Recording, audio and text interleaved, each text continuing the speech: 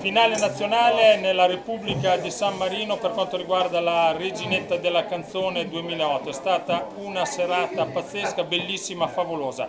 Le reginette che si sono esibite sul palco qua dell'avamposto, siamo nella Repubblica di San Marino, si presentano da sole. Jessica Lagò, Vanessa Castro, Vanessa Semprini, e poi eccoci qua, gira pure la telecamera Rosi, Federica Righetti, Lisa Bretani, Valentina Zavoli, Saida Gaspironi, Morre Valentina. ed ecco le premiate.